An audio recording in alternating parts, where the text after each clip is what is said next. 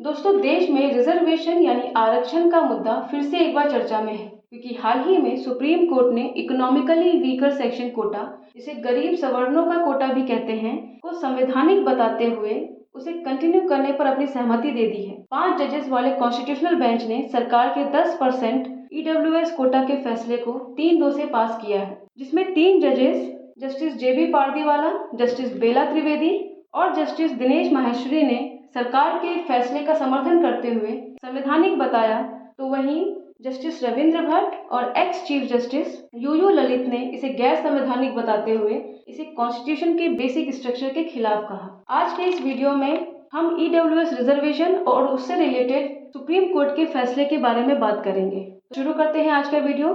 Hi everyone, my name is Pooja और मैं आप सभी का स्वागत करती हूँ अपने YouTube channel Republic of Knowledge में। तो चलिए शुरू करते हैं और सबसे पहले ये समझने की कोशिश करते हैं कि ईडब्ल्यूएस रिजर्वेशन की शुरुआत कैसे हुई। एसआर सिन्हा कमेटी, जो 2005 में यूपीए गवर्नमेंट के द्वारा बनाया गया था, ने पहली बार ये रिकमेंडेशंस किए कि इकोनॉमिकली बैकवर्डनेस यानी कि आर्थिक पिछड़ेपन को भी रिजर्वेशन का एक आधार समझा जाना चाहिए। और इन्हीं के रिकमेंडेशंस के बेसिस पे 8 जनवरी 2019 को एनडीए गवर्नमेंट ने एक कॉन्स्टिट्यूशनल अमेंडमेंट बिल लोकसभा में इंट्रोड्यूस किया और महज 7 दिन के अंदर यह बिल जो है कानून के तौर पे पूरे भारत में लागू कर दिया गया।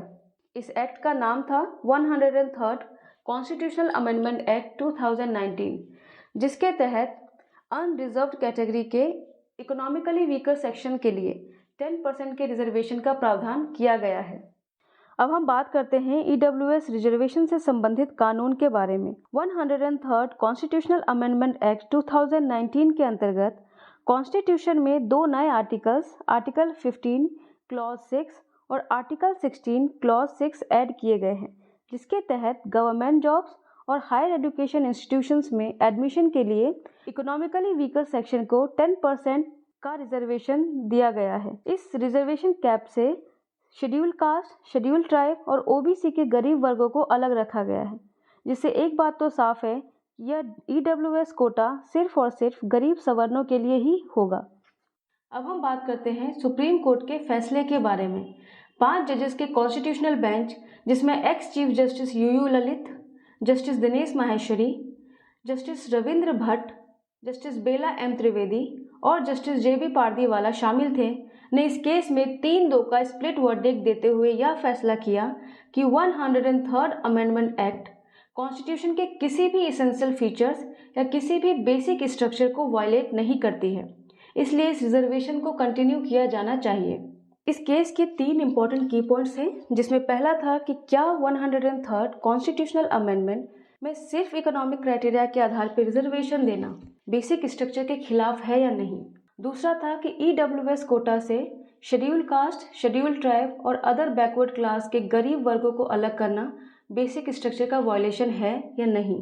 तीसरा पॉइंट था कि यह अमेंडमेंट रिजर्वेशन के 50% सीलिंग को ओवररूल करता है या एक्सीड करता है, जो बेसिक स्ट्रक्चर के खिलाफ है। ये 50% का जो रिजर्वेशन का लिमिट है वो 1993 में सुप्रीम कोर्ट ने Indira Sahni versus union of India के लैंडमार्क जजमेंट में पास किया था। इन 3 की पॉइंट्स के बेसिस पे 3 जजेस ने अपने जजमेंट में ईडब्ल्यूएस रिजर्वेशन का समर्थन किया है, जिसमें सबसे पहले जस्टिस माहेश्वरी का मानना है कि रिजर्वेशन गवर्नमेंट के लिए इंक्लूसिव अप्रोच का इंस्ट्रूमेंट होता है, तो ऐसे में सिर्फ सोशल और एजुकेशनल बैकवर्डनेस ही इसका आधार नहीं हो सकता, इसमें इकोनॉमिकल सिचुएशन या इकोनॉमिकल क्राइटेरिया को भी आधार मानना चाहिए रिजर्वेशन के लिए। वहीं जस्टिस बेला एम त्रिवेदी कहती हैं कि गवर्नमेंट ईडब्ल्यूएस कैटेगरी के एडवांसमेंट के लिए बाकायदा एक अमेंडमेंट लेके आई है, जिसमें पार्लियामेंट ने भी अपनी सहमति दी है, तो ये एक प्रोसेस से होकर गुजरा है, तो इसमें कुछ भी गलत नहीं है। मेजॉरिटी व्यू का ये भी मानना है कि ईडब्ल्यूएस को एक सेपरेट क्लास की तरह देखा जाना चाहिए,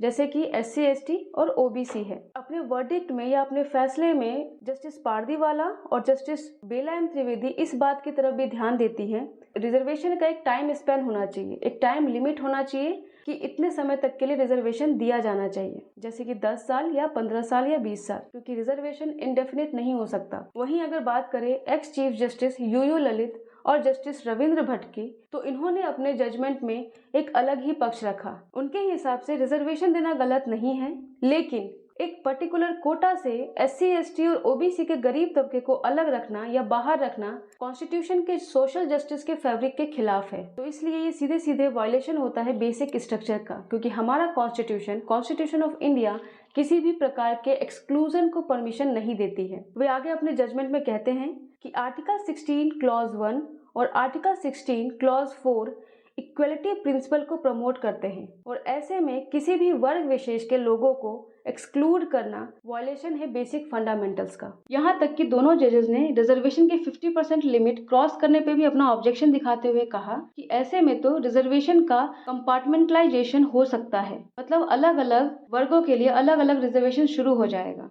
तो फिलहाल इंडिया का जो रिजर्वेशन कोटा का स्टेटस है वो लगभग 60% है, जिसमें 7.5% for ST, 15% for schedule caste, 27% for OBC and 10% for EWS। यहाँ मुझे इंग्लिश की एक बहुत फेमस लाइन याद आ रही है कि reservation for all is reservation for no one. अगर आप सबको रिजर्वेशन देते हो तो इसका मतलब ये हुआ कि रिजर्वेशन किसी को भी नहीं मिला।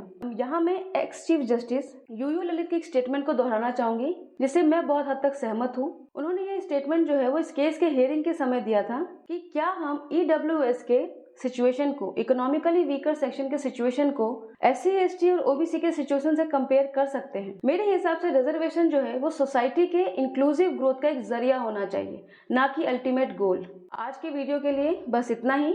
आई होप आपको इस वीडियो से कुछ सीखने को मिला हो। अगर आपको ये वीडियो पसंद आया तो प्लीज आप इसे लाइक कीजिए, शेयर कीजिए और इस चैनल को सब्सक्राइब कीजिए। तब तक के लिए keep learning and happy learnings.